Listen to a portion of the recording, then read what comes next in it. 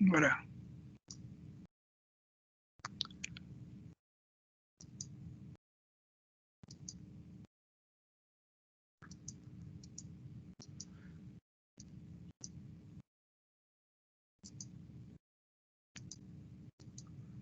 como é que eu desligo esse negócio aqui, cara? O menu aqui onde eu botei a gravação. Tem um xizinho aí no final da... Ah, tá aqui. Ok. O que eu faria sem você, Léo? Não tinha jeito. Mas então, estamos todos aí em busca das vacinas, né? O Léo tem algumas dúvidas sobre tipos diferentes de vacina. Na verdade, as notícias são de que a gente tem 160 vacinas feitas no mundo. Nós estamos aí à volta com meia dúzia delas, mas tem muito mais sendo feito. Inclusive a Fiocruz, o FMG, está trabalhando em uma vacina. Um grupo que já tinha experiência, né, com o Ricardo Gazinelli na fabricação de vacinas que usam vírus como transportadores, quer dizer, vírus, adenovírus ou vírus de influenza, que foram inativados e você insere nesse vírus uma proteína do coronavírus. Então, quando você injeta esse vírus inativado, essa proteína do coronavírus vai como se fosse uma parte natural do vírus e você responde a ela.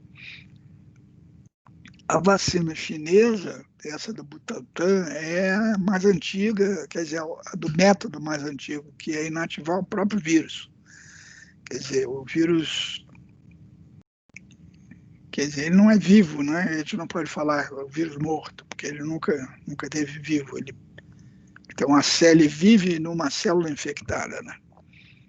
Mas quando ele é inativado, ele perdeu essa capacidade de infectar as células ou de ativar a sua reprodução dentro de células. E é isso que tem na vacina chinesa, que é muito mais parecida com as outras vacinas que a gente usou nas últimas décadas, né? A grande novidade é a vacina de RNA mensageiro, que são as vacinas da Pfizer e da Moderna, que estão sendo usadas nos Estados Unidos e que Israel pagou o dobro do preço, comprou logo um monte de vacina, já tem mais de 30% da população vacinada e tal. Essa vacina, ela pula etapas, né? Quer dizer, ela, se você injetar, isso é um truque que os imunologistas mantêm embaixo do tapete, né? Se você injetar uma proteína pura no organismo para imunizar esse organismo, quer dizer, fazer com que ele ative linfócitos, forme anticorpos, digamos que você pega um camundongo e injeta albumina de ovo, né? O camundongo é uma proteína que não é produzida pela galinha, não tem nada a ver com o camundongo, então o camundongo forma anticorpos para albumina de ovo. Mas se você injetar a ova solúvel sozinha, ele forma muito pouco anticorpo. Quer dizer, é uma respostinha. Quer dizer, tem interesse, tem maneira de estudar isso, mas é uma respostinha. O que os imunologistas usualmente fazem para estudar a imunização é acrescentar no antígeno, quer dizer, no caso da ova, um adjuvante, uma coisa que ajuda o organismo a responder. Nas vacinas humanas, geralmente existe um adjuvante para fazer com que a resposta seja mais intensa. Esse adjuvante nas vacinas humanas, e que a gente injeta muitas vezes em camundongos e tal, para fazer pesquisa, é um gel mineral, um hidróxido de alumínio. É uma coisa que existia, por exemplo, existe no leite magnésio de Philips, vários medicamentos para azia e para má digestão são géis de alumínio, né? Então, quando você faz isso, a resposta é muito maior. E, na verdade, eu fiz um trabalho aí por volta de 1980, mais ou menos, mostrando que o que determina a quantidade de anticorpos formados numa imunização experimental é a quantidade de adjuvante, não é a quantidade de antígeno. Quer dizer, se você pegar uma quantidade fixa de antígeno e botar quantidades crescentes de adjuvante, quanto mais adjuvante você põe, mais anticorpo é formado. Mas se você fizer o contrário, pegar a quantidade fixa de adjuvante e colocar a quantidade crescente de antígeno, a quantidade de anticorpo formado é a mesma. Quer dizer, o que determina a quantidade de anticorpo que vai ser formada é o adjuvante. Então, o pulo do gato da vacina de mRNA é dar um material genético pronto para o organismo, que se incorpora à máquina de fazer proteína do organismo, de modo que o organismo começa a fazer uma proteína do vírus como se fosse dele. E isso tem sido testado há muitos anos, há décadas, na imunologia experimental. Mas o problema é que, primeiro, o mRNA, o RNA mensageiro, é rapidamente degradado, quer dizer, ele some do organismo rapidamente. Em segundo lugar, ele tende a ser altamente inflamatório quando você injeta mRNA no organismo. E essa inflamação é parte da explicação de por que ele some rapidamente. O pulo do gato das vacinas foi mudar alguma coisa na estrutura do RNA que acaba com a inflamação e usar também nanotecnologia de botar esse mRNA em microgotas, nanogotas de lipídios e tal, de modo que elas tenham uma viabilidade maior e penetram melhor em células e tal. Esse foi testado no escuro, né? Como toda vacina, a gente não sabe ainda produzir vacinas, porque a gente não sabe a gente sabe muito pouco sobre a natureza das doenças. Quer dizer, a gente sabe pouco sobre a saúde, a gente sabe pouco sobre o organismo, né? Então, por mais que a gente vê que a vacina não é tóxica, a vacina induz anticorpos nos animais, a vacina ativa linfócitos e tal, ela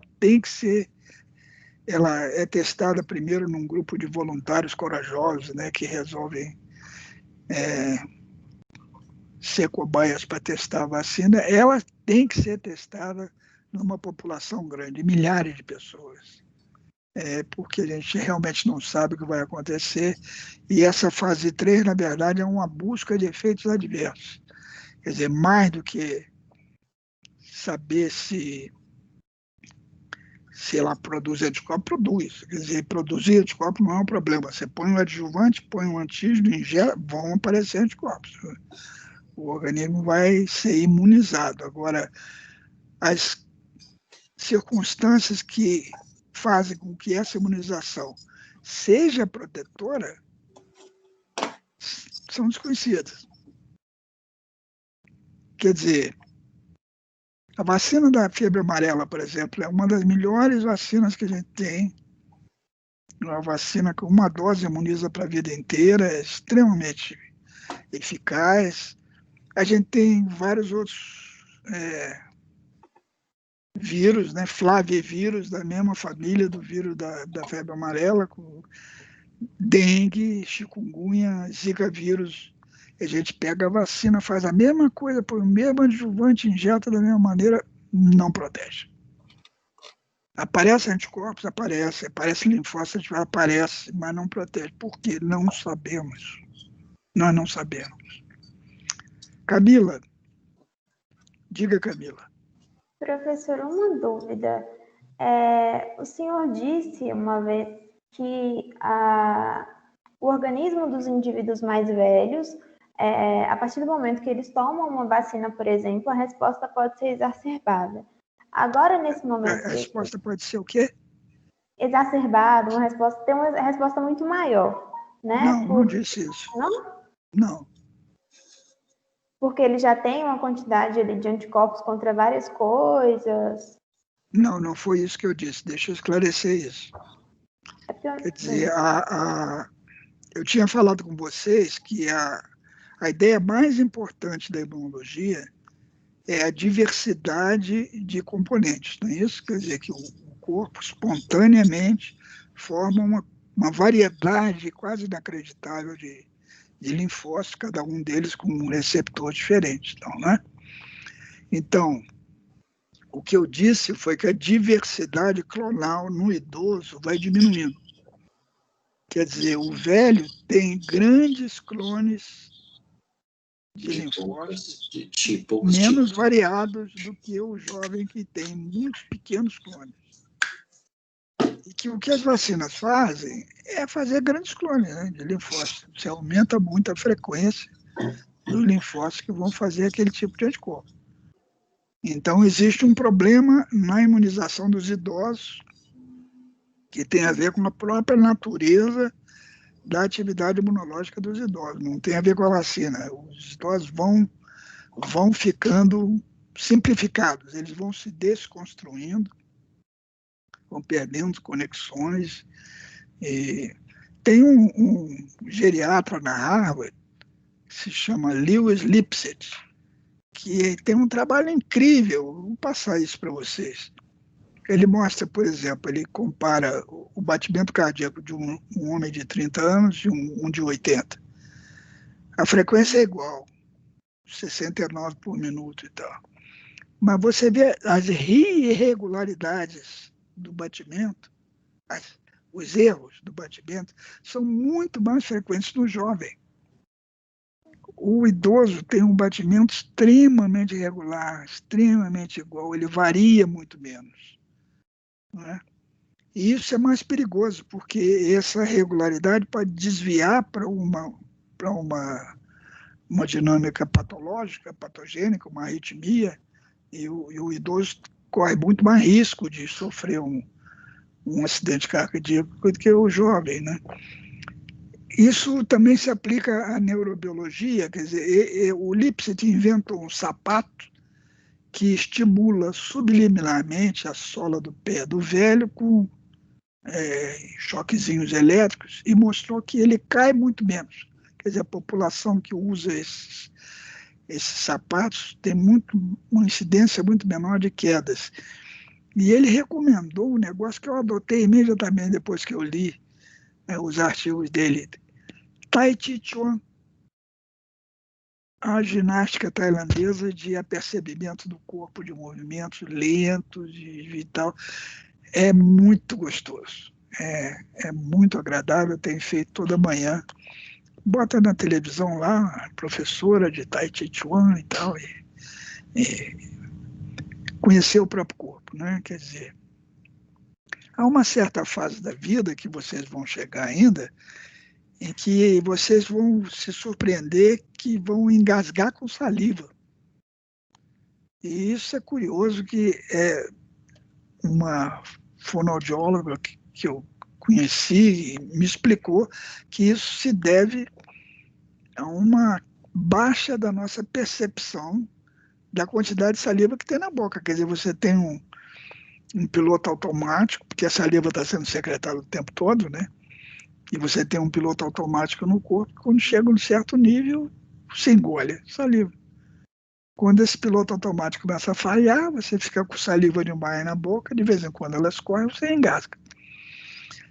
Quer dizer, os nossos pilotos automáticos vão falhando, vão desconectando o corpo. Quer dizer, o corpo é um grande novelo de coisas extremamente delicadas, ligadas umas às outras, né? Tudo está ligado uma coisa a outra. E esse negócio do Tai Chi Chuan é legal porque os exercícios são simples, mas no começo você se confunde muito para fazer, dizer, mexer essa mão assim e outra mão assada e a perna não sei quanto. Você prestar atenção ao mesmo tempo nessas coisas é difícil. Mas vamos nas vacinas. As vacinas tiveram que ser testadas na fase 3, né? E as vacinas, né, de mRNA, da Pfizer e da Moderna, funcionaram espetacularmente, né?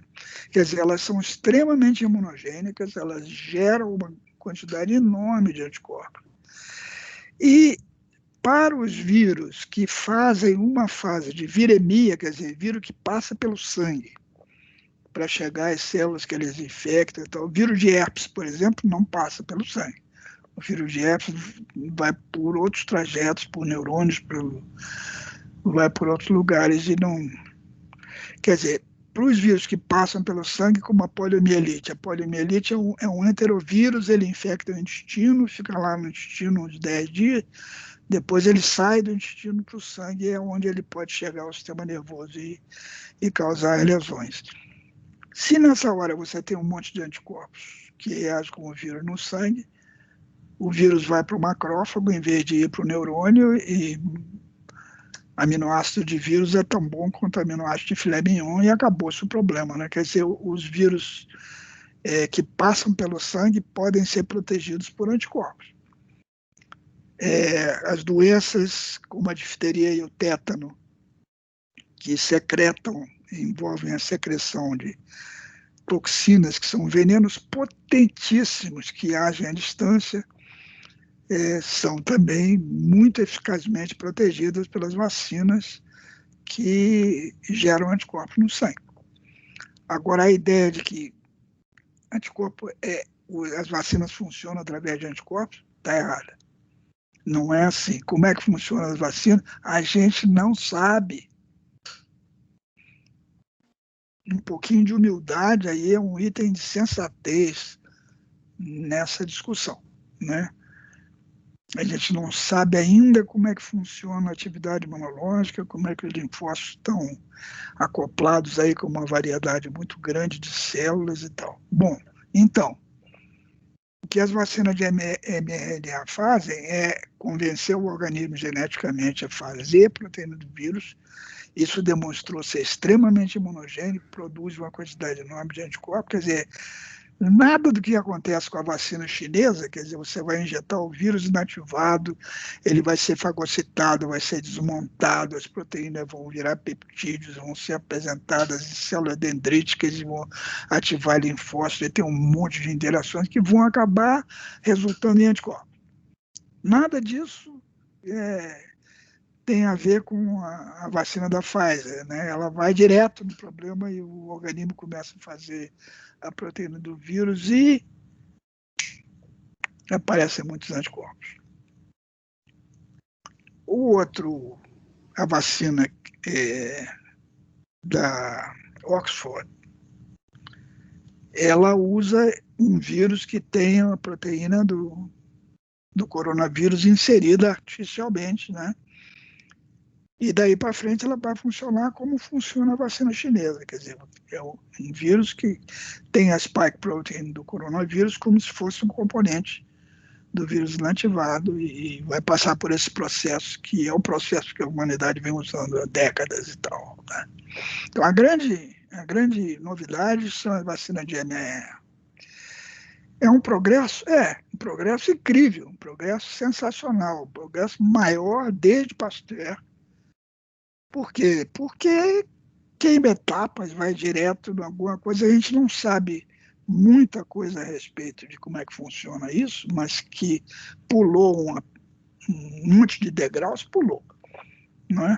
A segunda coisa importante da vacina de mRNA é que é muito fácil fazer um mRNA comparado com produzir uma vacina que funcione, que tenha efetividade depois de jogá-la no organismo, com as milhares de coisas que vão acontecendo, né? A parte da vantagem é que os vírus de RNA são extremamente mutáveis, né? Quer dizer, com a quantidade de vírus que tem no mundo atualmente, o cálculo é que ocorre 1 trilhão de mutações por minuto nos vírus. Quer dizer, tudo que pode acontecer está acontecendo, né? e a possibilidade de surgir um vírus que tem uma spike protein que não reage mais com o anticorpo que a vacina induz, é uma possibilidade preocupante. Até agora não aconteceu, mas pode acontecer em diferentes graus, né? E a ideia do mRNA é muito boa nessa hora, porque você pode pegar o mutante, ver qual é o mRNA do mutante, né? E fazer uma vacina que tem o mRNA do mutante. Pronto, é uma outra vacina, vai funcionar. Problema biopolítico que a gente não antecipava, que passou a ser um problema muito mais grave do que o problema biológico, né? Quer dizer, o problema dos governos resolverem suas diferenças e servirem os povos que eles governam e tal, e se transformou num pesadelo, né? Mas a vacina de mRNA é certamente um avanço. Você ficou satisfeito, Léo? Tem mais alguma coisa que você queira saber sobre as vacinas? Estou muito satisfeito, professor. Eu não sei se seria possível, ou não sei se seria muito simplicidade da minha parte, indicar qual seria melhor para quem. Porque, assim, o senhor disse que optaria pela de Oxford, né, por causa da sua idade. Para um idoso seria melhor a Não, de Oxford, para um eu, jovem seria melhor uma outra? eu optaria pela de Oxford ou pela chinesa, né? Quer dizer, eu optaria pelo método mais antigo, aquela trabalheira toda de botar minhas células dendríticas para funcionar e tal, interações. Quer dizer, eu não gostaria de tomar a vacina da Pfizer ou da Moderna agora, exatamente porque elas são tão boas. Elas são extremamente eficientes e eu não tenho a menor ideia ainda do que vai acontecer nos próximos 10 anos. Esse pessoal todo vacinado com muito anticorpo, antivírus, assim, muito eficaz e tal.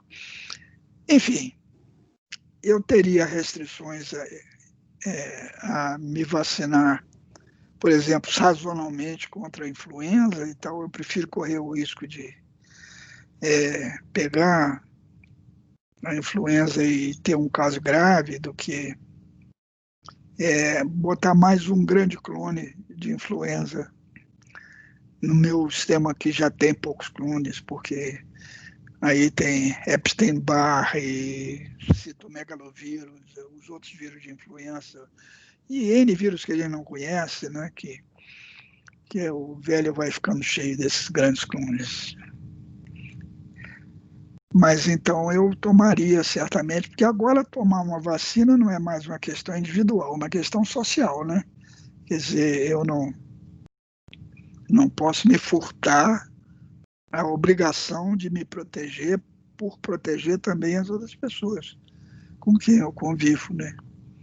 Quer dizer, a vacina é obrigatória no sentido social, de solidariedade com todos nós, né? Mas a que a gente parece que a que a gente vai receber não é nenhuma dessas aí, né? Essa Coronavac, qualquer É a um. chinesa, é a Ah, é vacina chinesa? é a chinesa. Ah. A Pfizer e a Moderna são vacinas caras, 10 vezes, 20 vezes mais caras que as outras faziam. Não é? Eu vi mandaram um retrato de um negro usando um saco plástico como máscara, né? E com a legenda assim, nós não estamos no mesmo, nós não estamos no mesmo barco, nós estamos no mesmo mar, só que tem gente em iate, tem gente em barco, tem gente com salva-vida e tem gente nadando com a maior força. Quer dizer, é exatamente isso, né? Quer dizer, essas contradições sociais são talvez o maior problema que a gente tem para enfrentar, se tornaram muito nítidas aí na Covid, né? Professor, é porque eu levantei essa questão das pessoas mais velhas, porque eu vi uma notícia que a Noruega estava fazendo uma pesquisa, porque alguns idosos que receberam a vacina da Pfizer vieram a óbito logo em seguida, sabe? E eles estavam investigando para saber se realmente foi uma resposta à vacina. Eu li a notícia, foram 23 idosos, mas eram 23 idosos bem doentes, né? Eram todos internados, todos em hospitais, com comorbidades sérias e tal. Quer dizer, estavam na fronteira do belengo-lengo, né? E uma vacina dessas é um impacto no organismo, né? Quer dizer, ela é muito imunogênica. Então, nesse momento, será que seria realmente correto a gente começar essa vacinação com os idosos, sendo que a gente não sabe quais são todos os efeitos dessas vacinas? Pois é, mas é que não dá tempo para proceder direito, né? Os Estados Unidos já perdeu mais gente do que ela perdeu na Segunda Guerra Mundial, né? 400 mil pessoas nos Estados Unidos, né? Quer dizer, não estamos fazendo corretamente o que deveríamos fazer, né? Não sabemos o que fazer. Isso foi uma surpresa, nos pegou desprevenidos, né? A gente não sabe. Monique?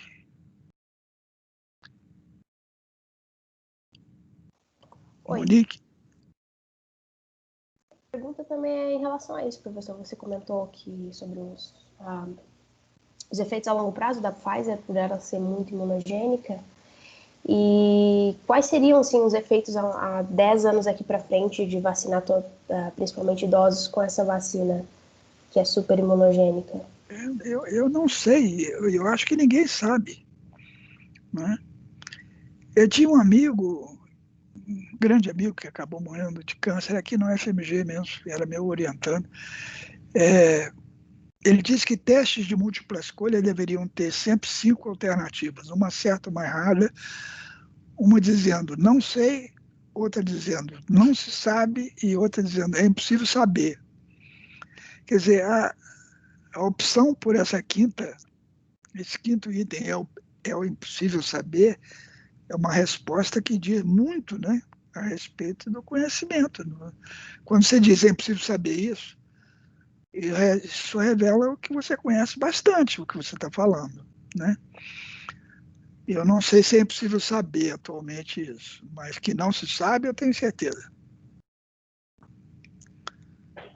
Mas você acha que o fato dela ser muito imunogênica é um fator que a gente vai ter que prestar atenção daqui para frente?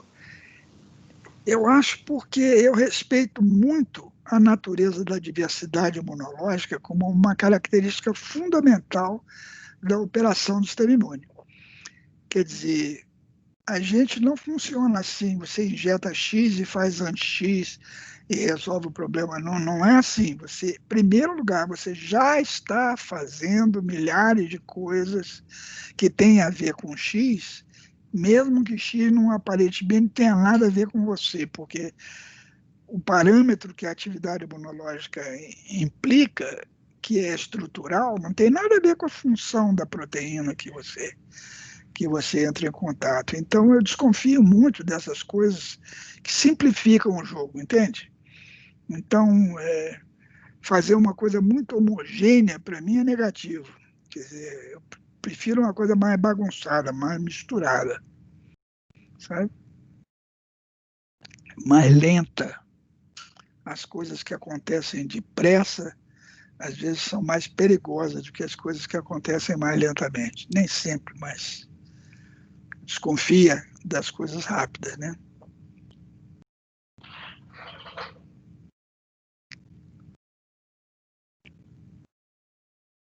Então, eu falei que a história mais importante, a ideia mais importante da imunologia é a diversidade clonal, né? E eu continuo achando isso. Agora, tem uma ideia biológica, que não é imunológica, que é mais importante que essa, e que subjaz ao que a gente pensa na imunologia, que é que o estado default, o estado padrão dos seres vivos é de atividade. Quer dizer, que não tem nada inerte nos seres vivos. Então, uma atitude muito comum na imunologia é achar que o espetáculo começa quando você chega. Né? Quer dizer, quando você imuniza é que vai começar a acontecer a atividade imunológica.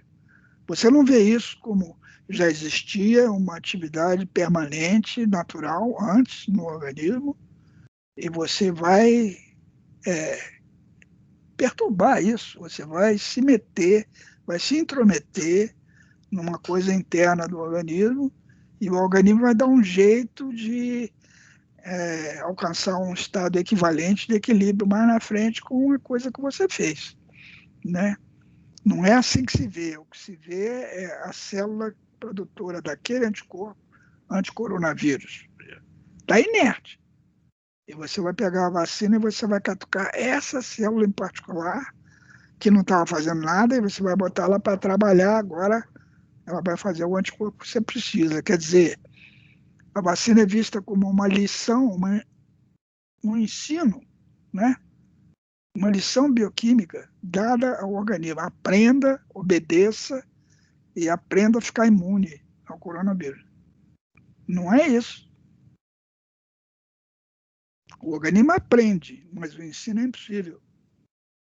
Quer dizer, você não consegue mudar os seres vivos de fora para dentro. Qualquer coisa que você faz com um ser vivo, ele sofre uma mudança da qual ele já era capaz antes da sua intervenção. A sua intervenção pode ser destrutiva, né? Você pode ser atropelado por um caminhão a 90 km por hora, né? Mas todas as interações que não são instrutivas, não são destrutivas, são resolvidas com recursos somáticos, quer dizer, que o organismo já tem nesse momento, e que de alguma maneira dão conta de que não é de responder ao que está acontecendo, é de continuar vivendo a sua vida com as razões necessárias que o organismo tem. Não é? O que a gente chama hoje de efeitos adversos dos medicamentos eram chamados de efeitos colaterais. Mas colateral para quem, cara? Você está dando aspirina e sabe que o estômago vai sangrar, você não é colateral. Quer dizer, colateral é o seu entendimento da situação. Marina, você está por acaso falando conosco? Não, está aí uma coisa particular. Ok.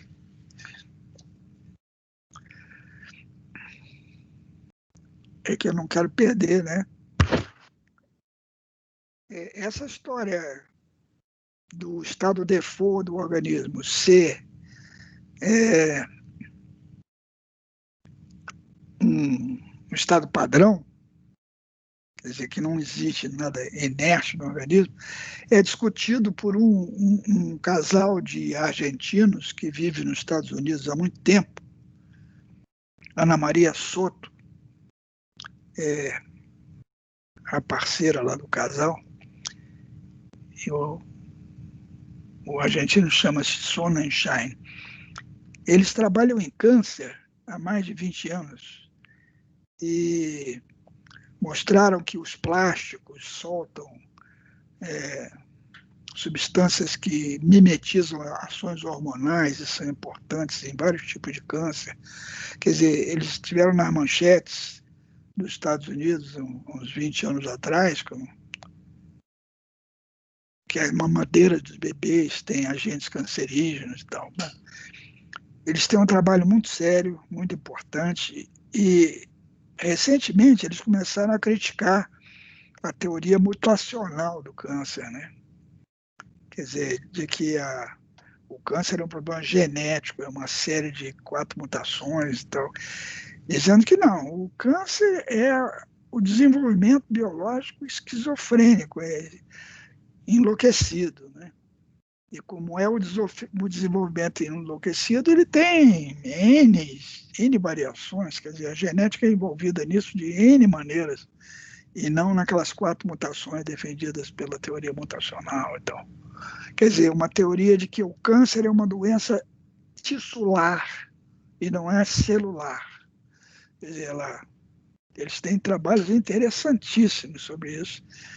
E insistem muito nisso, que o estado default, o estado padrão das células é de atividade, não tem célula parada, né?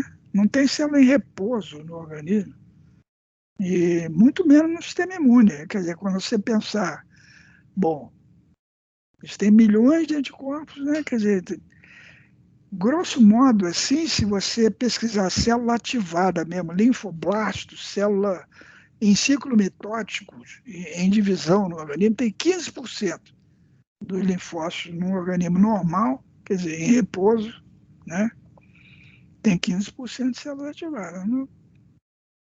É curioso isso, porque o pessoal que estuda sistemas, de uma maneira geral, sistemas são entidades onde a gente descreve partes e conexões entre partes, né? E essas conexões podem ser de vários tipos. Você pode imaginar um sistema onde cada parte está conectada a todas as outras. Ou você pode imaginar um outro onde cada parte só está conectada a duas outras, digamos. Né? Quer dizer, você pode ter 100% de conexões ou 1% de conexões no sistema e tal. Nos sistemas naturais, quando você vai identificar partes e procurar conexões e procura qual é a porcentagem de conexões entre as partes, geralmente você encontra em volta de 15%. E é curioso encontrar no sistema imune 15% dos linfócitos ativados. Né? É uma grande...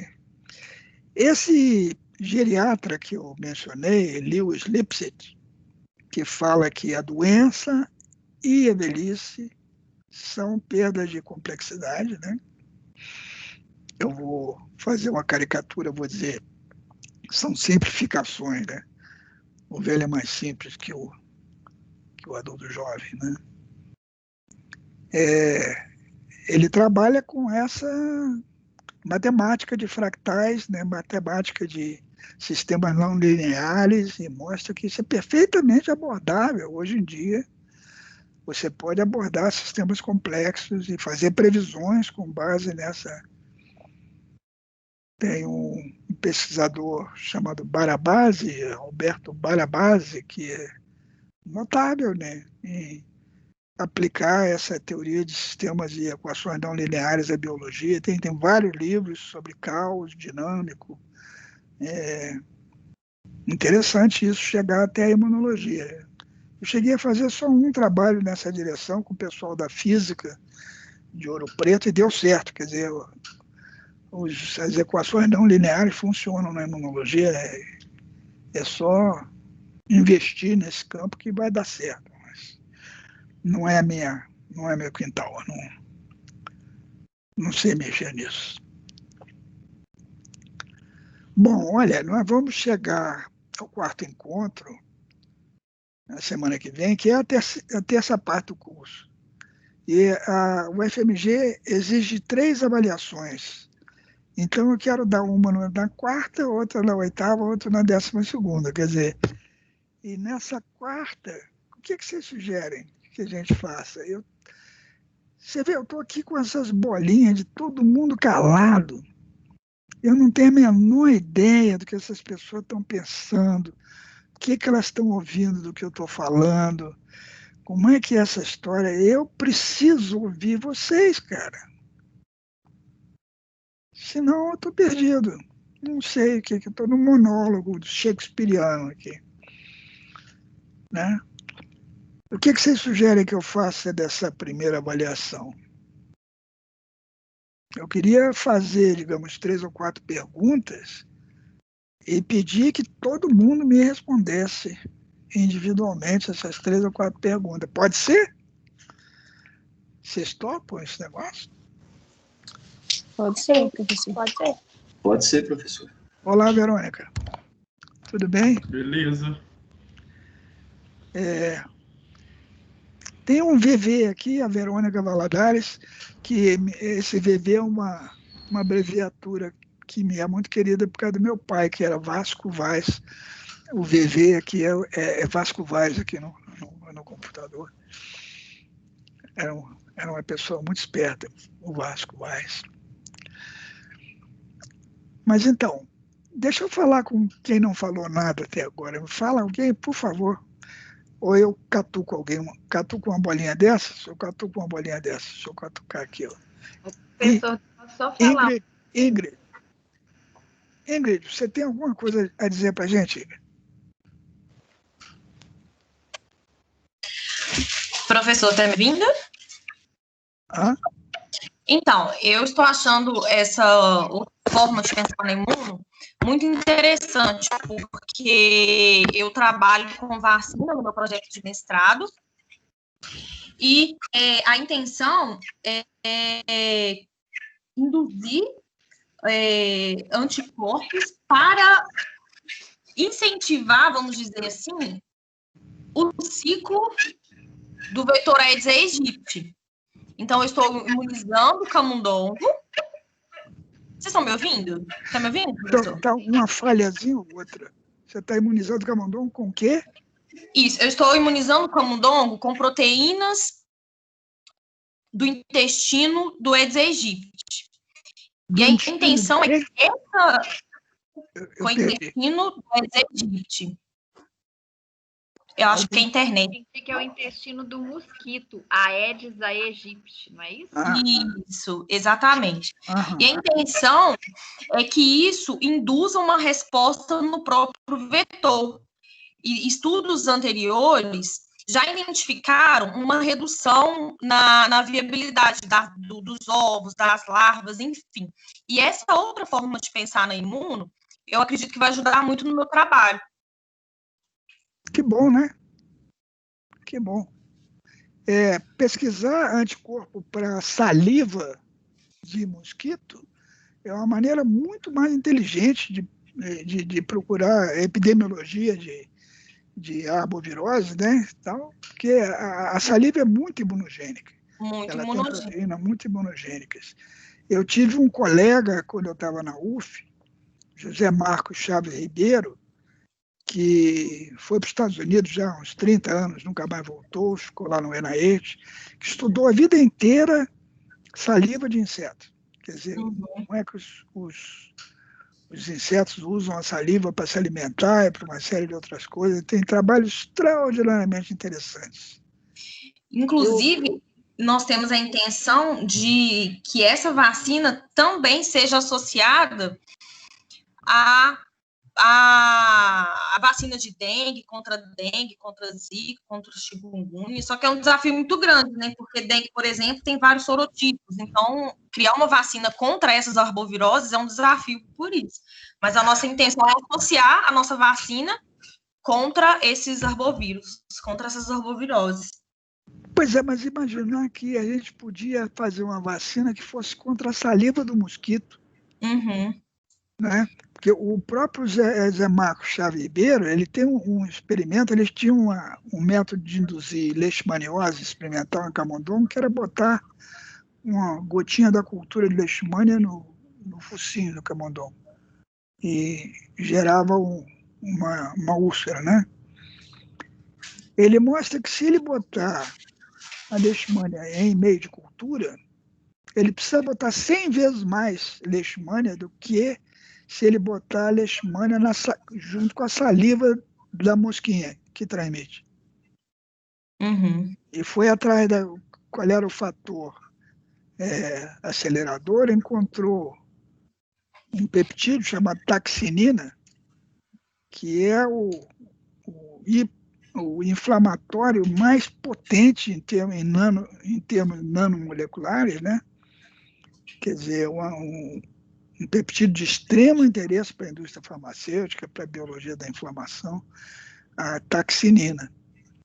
Ele tem uma série de trabalhos muito interessantes. Eu sugiro você, se você está interessado em insetos dessa maneira, procure esse nome na internet. É José Marcos Chaves Ribeiro.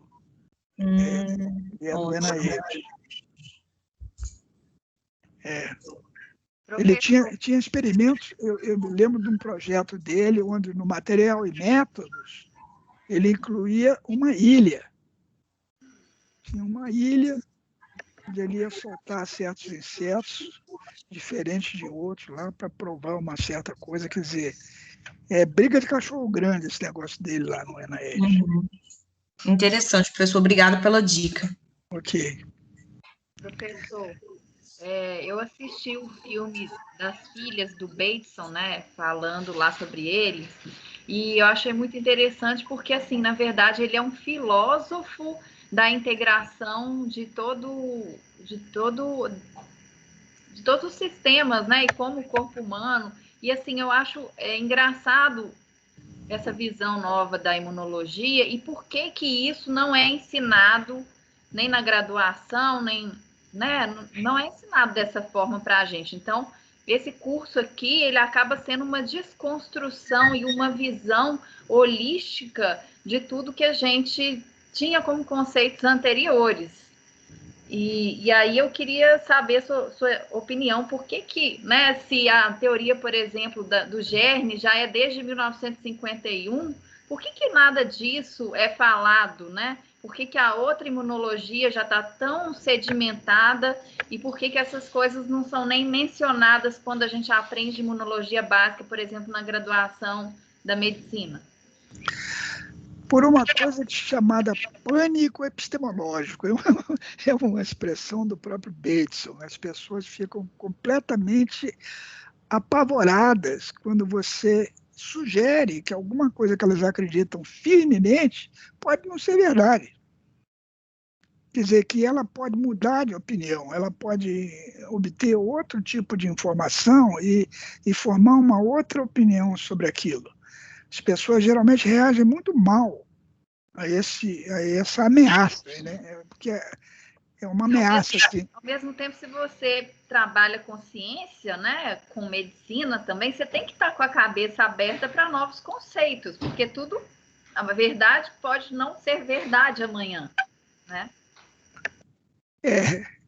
Agora, eu vi na entrevista que o Pazuello deu sobre vacina na televisão, que foi uma entrevista longa, né? No final da entrevista, ele disse literalmente o seguinte: ele se dirigiu aos jornalistas, à imprensa, e disse assim: quem é que autorizou vocês a interpretar? Porque a finalidade da imprensa é noticiar e não interpretar. Vocês têm que noticiar os fatos. E acabou saindo da sala e indo embora. Então.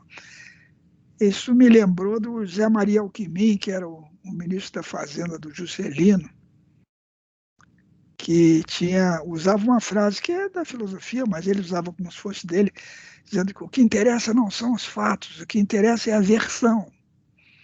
Né? E esse sujeito era espertíssimo. Ele, numa das crises lá do Palácio, em Brasília, ele disse: a situação está requerendo grande presença de espírito e pouca presença de corpo, eu vou embora. Né? E saiu. Mas Bateson eu devo muito a ele, muito. Foi a primeira pessoa que eu encontrei falando dessas coisas, né? Eu recomendo a vocês ler tudo o que vocês encontrarem do Bateson.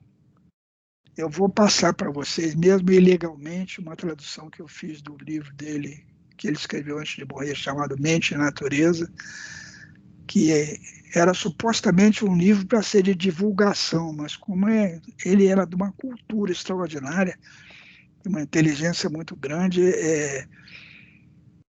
não é fácil, o livro não é fácil de ler, mas é enriquecedor, é muito incrível, muito. Vocês já pensaram, por exemplo, que número e quantidade são coisas diferentes?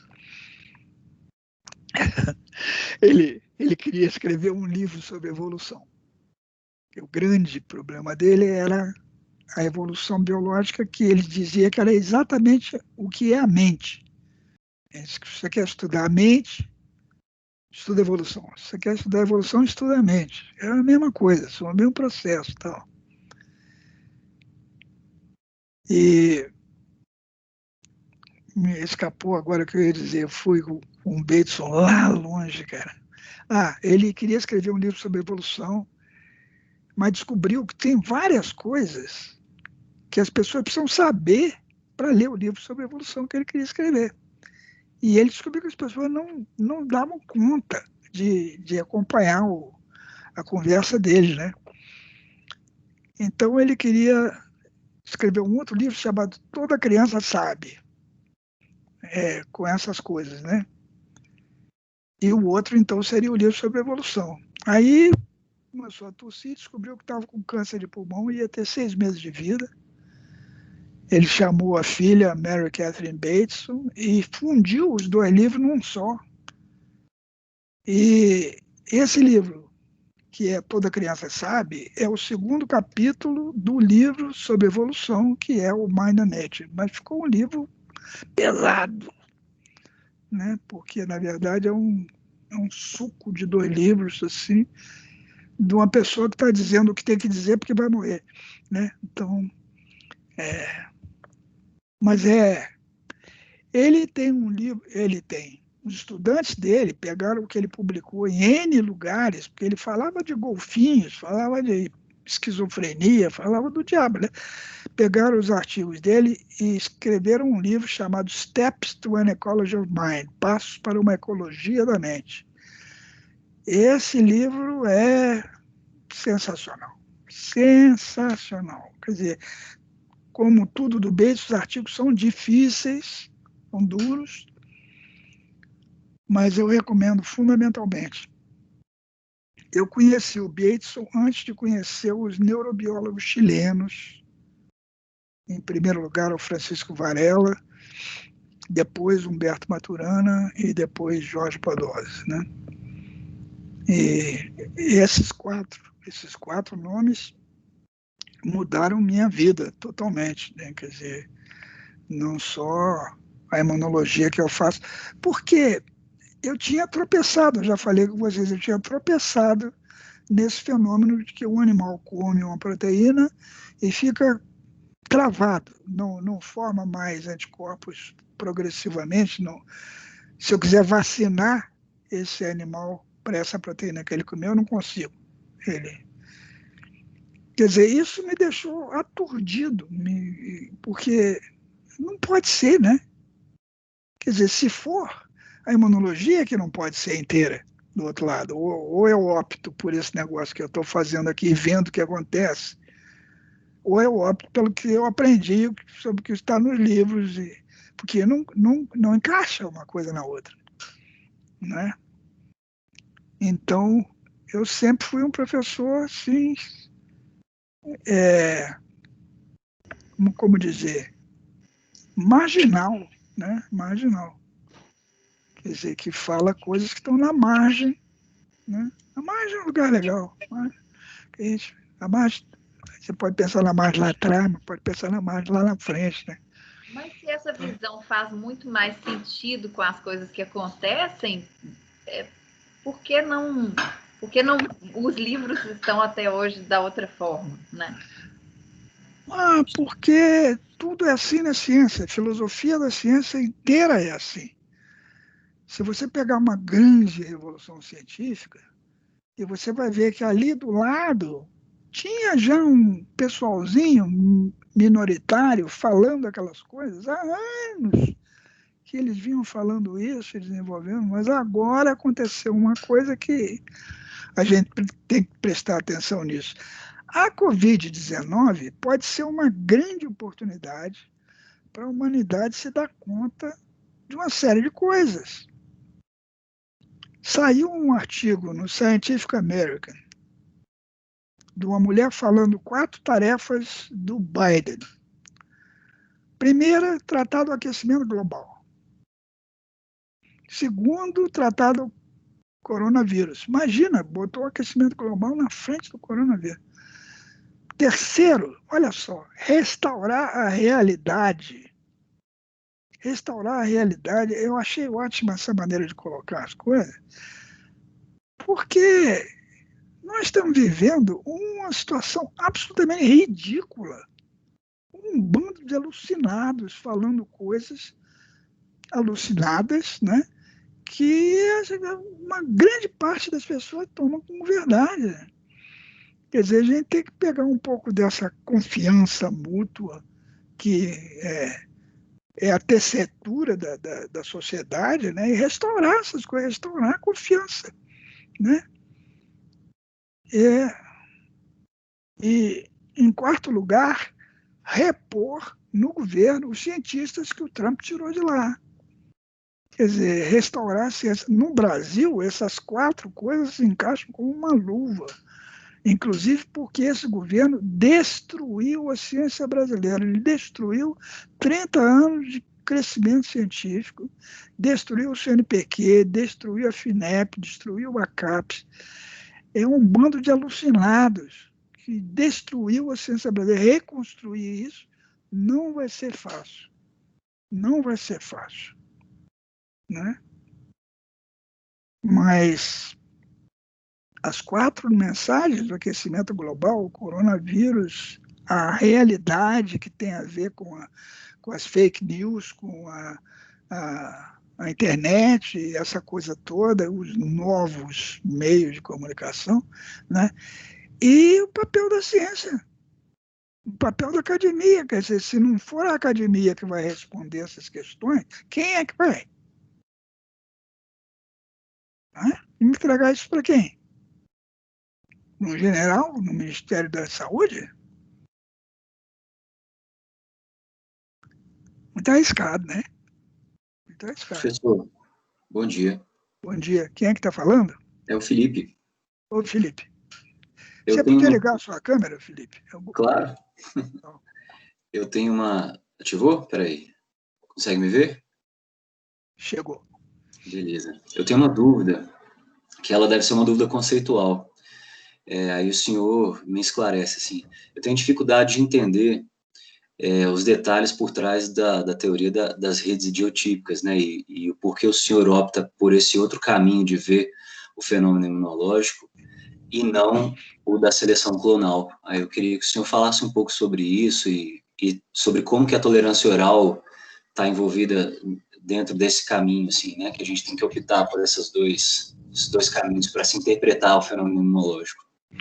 Rapaz, que perguntaço, né? Vocês entenderam a pergunta dele, cara? Que o pessoal que é menos familiar com a imunologia pode ter tido dificuldade de entender a pergunta, né, Léo?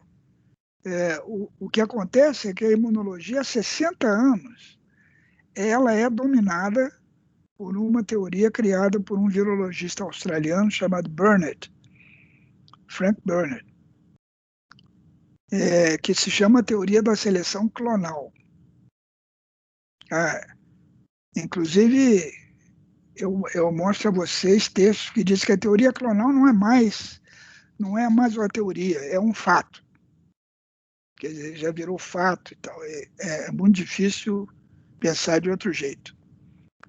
E a outra coisa que ele se referiu foi a teoria da rede idiotípica, por um dinamarquês chamado Niels Jerne, que eu considero o imunologista mais importante do século XX. E a teoria clonal do Jerne foi proposta como uma modificação da teoria do Jerne. O Jerne tem uma teoria de 55, a teoria clonal é de 57, depois aperfeiçoada em 59. Quer dizer, o que o Jerne disse foi aquela tal história mais importante da imunologia. O que o Jerne disse foi a frase que ele chamava meu testamento, era assim: é bom saber que o antígeno não participa da formação do anticorpo. Essa frase é contraditória, né? Essa frase espanta. É uma frase, o antígeno não participa da formação. Não é isso, cara. O que ele quer dizer é que o antígeno só participa da seleção do anticorpo que vai ser aumentado, ou vai ser produzido em maior quantidade, mas esse anticorpo já está lá. E na tese de doutorado dele, que ele publicou aos 40 anos de idade, ele mostra exatamente isso, que existe uma diversidade gigantesca de imunoglobulinas, que ele chamava de anticorpos naturais, já feitos pelo corpo. de tal forma que quando chega um material, qualquer invasor do corpo, ele reage necessariamente com muitos desses anticorpos naturais que estão lá e, de alguma maneira, esses anticorpos são ampliados, esses que reagem com o material invasor que entra. Mas o problema fundamental, vejam bem, é a produção dessa variedade de anticorpos. Como é que esse negócio aparece? Não é? Quer dizer, ele coloca o problema na formação do organismo. Como é que o organismo é assim? Por que o organismo é assim? Né? Um problema ontológico, né? De estrutura do organismo. O Burnett,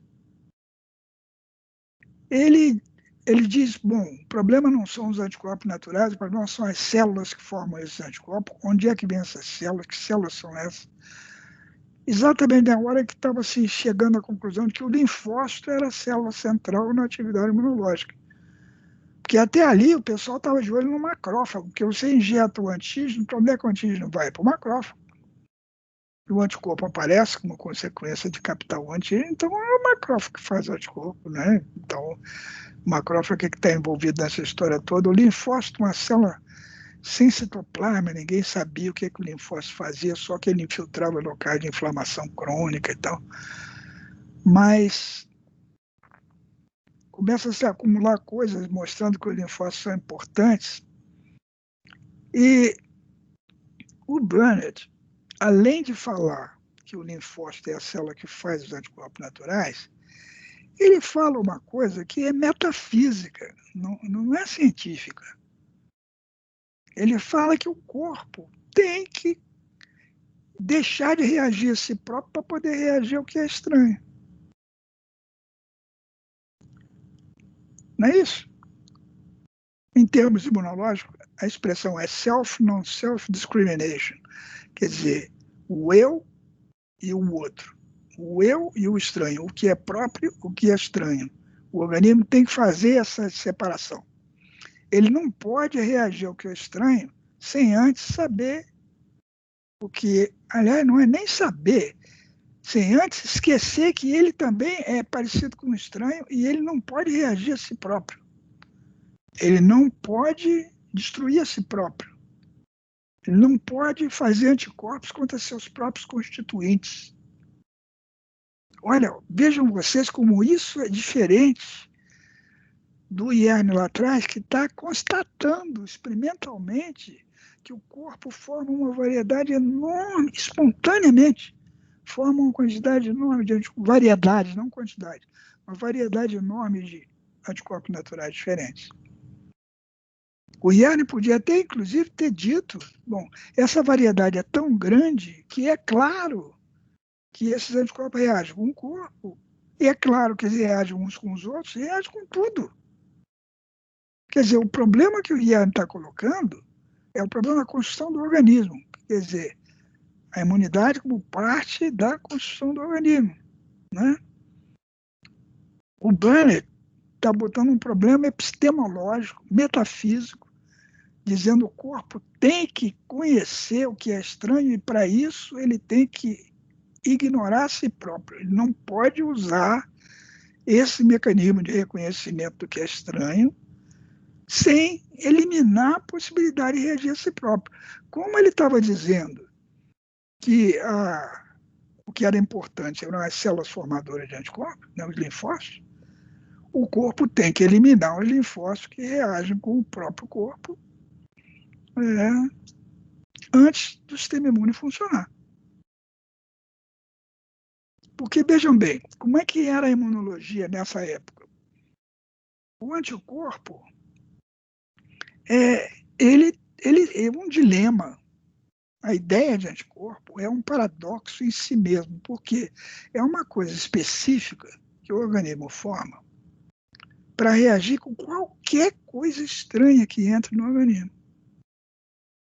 Agora, como é que você pode conceber um sistema que faz uma reação particular para qualquer coisa que não seja do organismo? Isso, não pode, né? Como é que você vai ser específico, particular, para cada coisa de uma coleção ilimitada de coisas? Porque o que não é você é um mundo, né? O que não é você é um mundo. Não pode ser. Então, como é que os imunologistas pensavam? É o antígeno que forma o anticorpo. O antígeno vem, a globulina é formada de uma maneira maleável, o antígeno vem e serve de forma para o anticorpo. O anticorpo obedece ao antígeno. O antígeno dá forma ao anticorpo. Uma teoria instrutiva, teoria de moldagem, que era dominante até os anos 50, quando surge Yerne e Burnett. O Yerne diz, não, os anticorpos já existem, precedem o antígeno. Antes do antígeno chegar, já existe uma variedade tão grande que reage com qualquer coisa.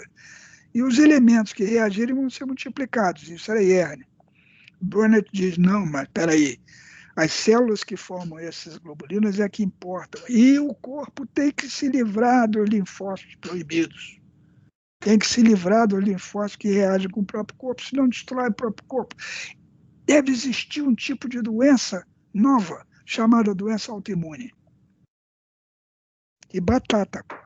Na Austrália, na Nova Zelândia, ele encontra um camundongo formando uma anemia hemolítica com anticorpos formados pelo próprio camundongo. O camundongo da Nova Zelândia é um camundongo preto, chamado NZB. E como que explica, então, a doença autoimune? Como é que explica a doença autoimune? O que essa teoria explica a doença autoimune, se ele não reagiria com nada self? Né? Pois é. Ele fala que quando esse negócio falha, quando a eliminação dos clones proibidos falha, aparecem doenças, que são as doenças autoimunes. Ele usa a doença autoimune como uma confirmação da teoria dele. E como a medicina é paupérrima de ideias, o médico não sabe nada, né? O médico sabe muito pouco, só tem a práticazinha dele lá e tal. Cirurgia é outra coisa, a cirurgia resolve as coisas lá. O médico tem que pensar e tal. Bom, adotou essa ideia de doença autoimune, foi um presente para a medicina. Hoje em dia tem 70 doenças autoimunes. Mas nenhuma doença é autoimune. Não existe isso de autoimune. Não existe por quê? Porque todos os anticorpos são autoanticorpos. Todos os anticorpos reagem uns com os outros. Todos os anticorpos reagem com o próprio organismo. Como é que você vai imaginar um sistema imune que é separado do organismo, que habita o organismo, mas não pode reagir com ele? Professor, diga. Eu sempre me perguntei sobre isso, assim, porque a diversidade de antígenos, entre aspas, né, ou de substâncias imunogênicas, ela está presente não só fora, mas dentro do corpo também. Então, por que só alguns anticorpos escapariam desse processo de seleção, se é que é uma seleção, para reagir com algo e provocar uma doença dita como autoimune? Às vezes eu tenho a impressão de que a forma como a gente foi estudando imuno nas últimas décadas moldou a gente a pensar num negócio assim, hospedeiro versus patógeno, numa ideia belicosa, entendeu? E eu não acho que seja, talvez por trás disso tudo tenha também aquela coisa da inflamação em si, do milieu de quimiocinas e citocinas atuando, porque, por exemplo, psoríase, descobriram recentemente que tem um marcador muito importante, que é a IL-17, assim. Claro, tem outros, mas antes ignorado e agora não mais. Então, será que existe todo um sistema de resposta orquestrado, complexo, por trás dessa produção de anticorpo, e às vezes a gente só direciona a pergunta para isso, para o anticorpo? Meu sonho é ter um curso onde a palavra resposta obrigue a pagar uma multa. Porque a gente tem que se livrar da ideia de estímulo-resposta exatamente porque o estado basal, default do sistema não é de inércia. Os sistemas estão totalmente funcionando o tempo todo, não precisa ser estimulado. Entende? Quer dizer, o estímulo antigênico pressupõe que aquela maquinária que vai responder precisava ser estimulada, não é? E, na verdade, ela é modificada. Se você olhar, se mudou a quantidade de imunoglobulina que reage com essa proteína em particular, mudou muito e tal. Mas mudaram várias outras coisas também que eu não meço. Se eu me meter a medir, puxa, mudou muito. Quer dizer, se eu pego X, injeto X, e vou medir anticorpo anti-X, mas vou medir também imunoglobulina, o quanto subiu de IgG quando foi formado o anti-X, na nossa experiência, nós chegamos a um experimento que formou 7 vezes mais. 7 vezes mais imunoglobulina que não reage com o antígeno, com a mesma dinâmica, na mesma hora, desencadeado do mesmo jeito. Então, quer dizer, não é uma resposta.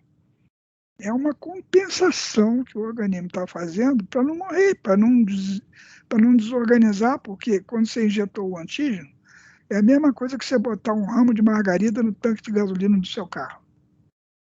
É um negócio que não faz sentido nenhum. Aquele antígeno ali. O mosquito vem para pegar o seu sangue e ele põe 7 proteínas diferentes no local da picada. Um é anestésico, a outra é anticoagulante, a outra é antissangramento, a outra é isso, a outra é aquilo. Enche a barriga e vai embora. As proteínas ficam ali. As 7 proteínas que o mosquito botou na sua pele, e agora? Né? Bom, eu vou mandar coisas para vocês sobre Burnett e Yerne, né, que são as 2 grandes figuras aí, e isso é anos 50, né, final de anos 50. Houve uma intromissão nesse período que foi extremamente importante e desviou a imunologia do curso que ela ia, que foi o uso de transplante de tecido como antígeno. Quer dizer,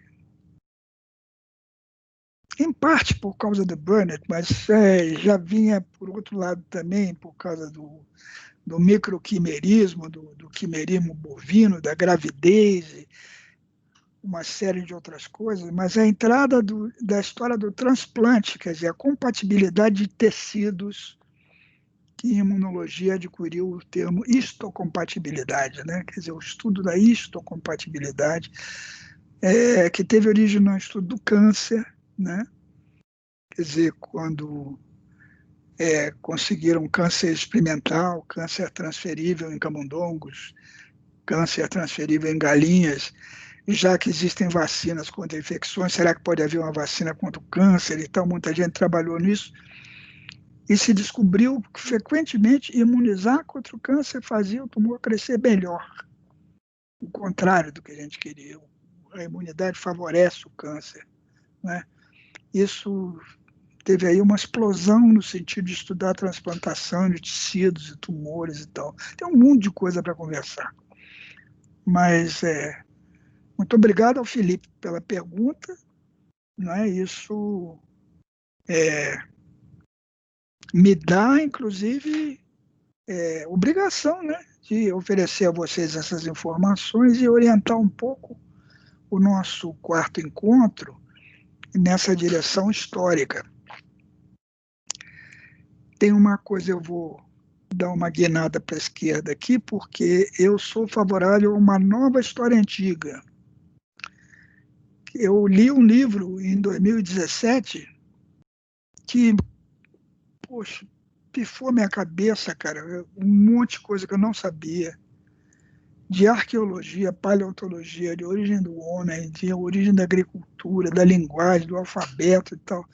Eu fui lendo, eu acabei de ler esse livro num avião, indo para um simpósio em Aracaju, em Sergipe, e no mesmo avião estava o Ailton Krenak, que estava na mesma mesa que eu. O Krenak é um ativista indígena, uma pessoa inteligentíssima. E eu tinha entendido uma série de coisas a respeito do conhecimento tradicional das populações de caçadores-colhedores e tal. E salto do avião e encontro em carne e osso uma pessoa, um indígena, falando com a cabeça de um indígena e tal. Esse livro me contou uma coisa assim, que entre 10 mil e 5 mil anos atrás, quando o homem abandonou a conduta de caçador-colhedor para plantar, obter o alimento da agricultura, houve um período de 4 mil anos em que a humanidade não cresceu. E ela tinha que ter crescido exponencialmente quando ela acabou crescendo depois, né? Porque a mulher, na população nômade, ela só pode ter um filho de 3 em 3 anos ou de 4 em 4 anos, porque ela não pode carregar 2 crianças.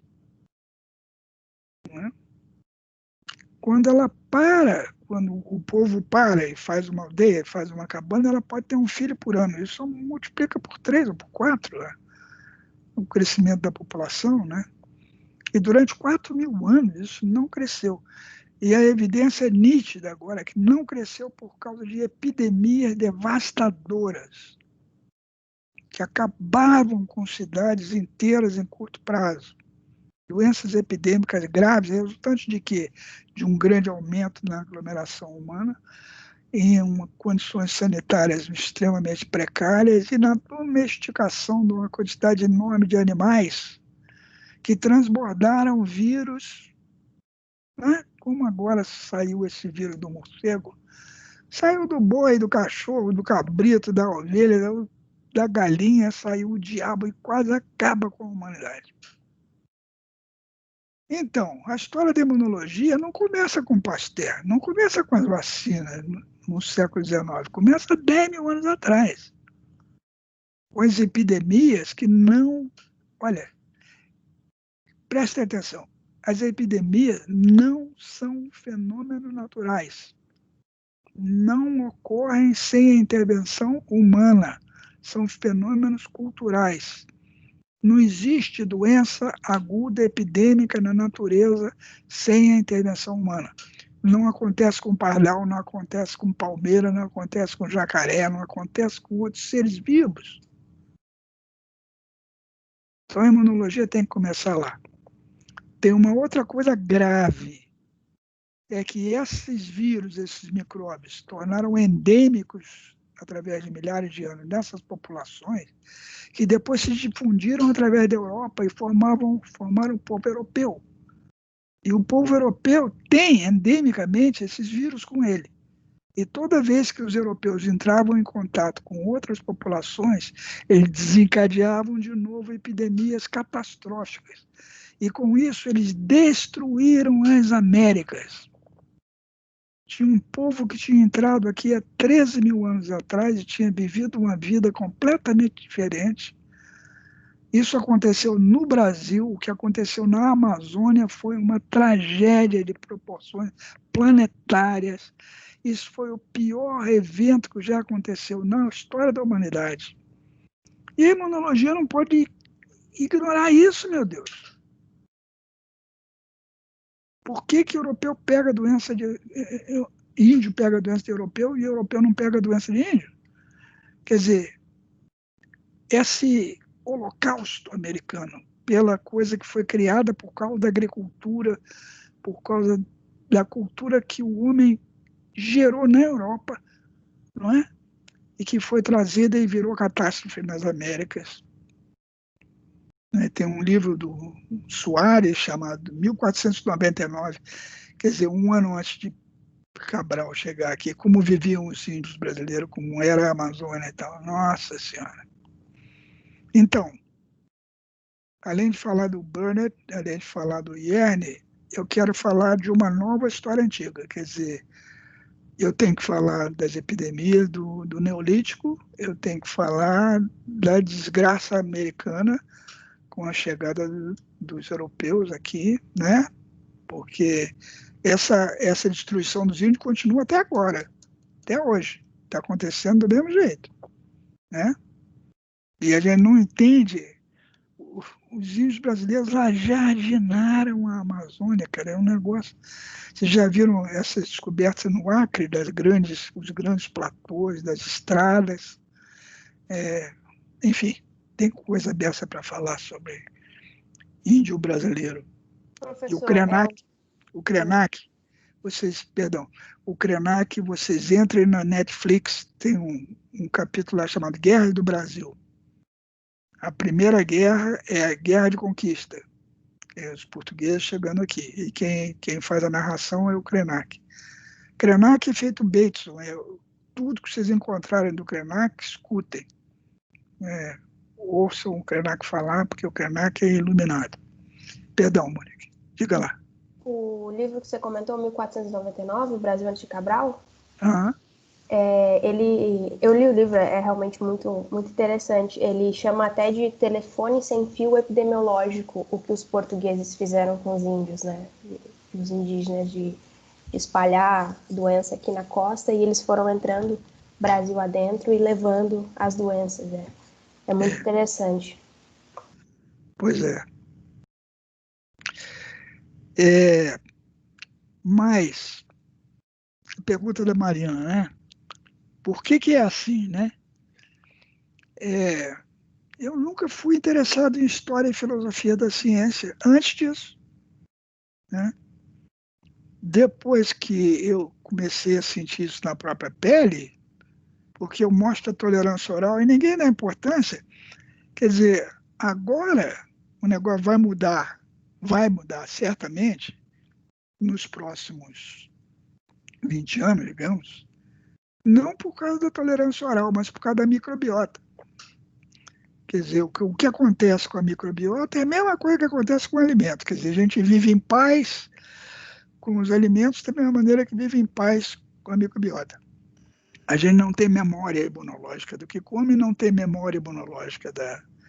Quer dizer, a ideia de vacina é a ideia de memória imunológica, né? É isso? E, ao mesmo tempo, está se mostrando que essa microbiota ela é tão importante que ela interage, existe um eixo, né, da microbiota com o organismo como um todo. Então, existe o crosstalk da microbiota com o cérebro, com todos os órgãos. Então, assim, a gente acreditava que essa microbiota antes estava aí à toa, e hoje a gente sabe o quão importante, né, ela é, e a gente não sabe tudo que ela pode fazer por nós, na verdade. Para você ver como é diferente da ideia de vacina, a ideia de vacina é respostinha, a resposta é respostão. É assim que o corpo se defende. O corpo não se defende, cara. Isso não é uma guerra. Viver não é uma guerra, a pandemia não é uma guerra. É uma metáfora muito errada. É uma criação nossa, cultural nossa, pela nossa maneira de agir. E vocês vejam a dificuldade que você tem de fazer as pessoas usarem máscara. Se afastarem umas das outras, a dificuldade aqui local, na cara de todo mundo, nas nossas cidades. Não é? É muito Professor. Difícil. Diga. Quem que está falando? Aqui é a Kátia. Eu estou na UFMG aqui, então vou ligar a câmera, porque eu estou aqui no jardim. Uma coisa, voltando à microbiota, né, uma coisa que é muito importante, eu estudo doença inflamatória intestinal, né, colite, doença de Crohn, e é uma doença que fala-se, né, das diversas causas delas, e uma das causas que a literatura sempre aponta é a alteração na microbiota, né, tanto questões genéticas, até mesmo a mudança do perfil alimentar da população e alteração na microbiota. Agora, minha pergunta o senhor sabe aí até que ponto que a evolução da nossa alimentação, junto com a desregulação da microbiota, de fato pode alterar, pode causar essas doenças inflamatórias crônicas? Olha, eu vou mandar para você vai curtir adoidado isso, porque eu vou te mandar coisas de uma pessoa chamada Ed Cohen. Esse sujeito foi internado aos 13 anos de idade, com doença de Crohn, com diarreia sanguinolenta, passou anos no hospital. E os médicos explicaram a ele que ele tinha uma doença autoimune, ele se recusou a entender isso. Não conseguia entender como é que pode o corpo atacar a si próprio. Que ideia doida é essa? E ele se desenvolveu, ele é professor na Rutgers, em New Jersey, um professor ligado a feminismo, a problemas sociais e tal, mas ele conhece muito a história da imunologia e ele destrói a ideia de doença autoimune de uma maneira belíssima, porque ele é um paciente. Ele viveu na carne essa história e estudou como um problema pessoal. Eu vou te passar Ed Cohen, ok? Vale para todo mundo, mas, Kátia, você vai gostar muito disso, tá? Sim, vou acompanhar, sim. Obrigada, professor. Sim. Diga, Verônica. É engraçado, assim, pensar em como doenças autoimunes, sendo que a gente não entende o sistema imune, não entende a fisiologia do sistema imune, né? Não tem fisiologia, não tem. Não tem. Mas não tem, porque a gente não consegue estudar e entender um sistema imune como assim, um sistema fisiológico, ou porque não tem? Não tem, porque a imunologia é um ramo da medicina, ela não é um ramo da biologia. Quer dizer, ela não surgiu do estudo de plantas e animais, como a genética, a bioquímica. Ela surgiu no estudo de doenças. E a imunologia gerou a primeira indústria farmacêutica, que foi a Behring-Werk, para fazer soro antidiftérico, soro antitetânico. E até hoje, a força que guia a imunologia e o Centro de Controle de Doenças, o CDC de Atlanta, é a indústria farmacêutica. O que está na televisão, o que está na mídia, não é imunologia. O que está na mídia é vacinologia da indústria farmacêutica, que é uma indústria que só é superada em poder econômico a indústria de armamento.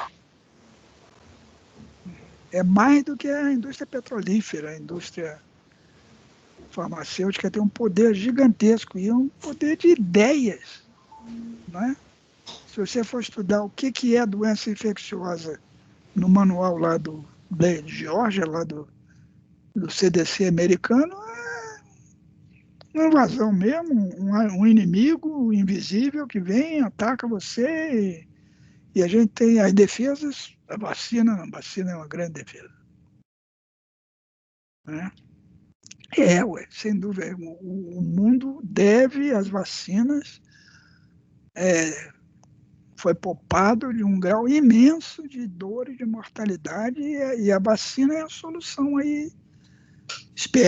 Esperamos todos que seja a solução da Covid-19, né? Isso não está em discussão. A gente precisa da vacina. Mas a gente precisa de um monte de outras conversas também, né? Eu vou desligar esse vídeo aqui, porque já está muito comprido. Parar a gravação.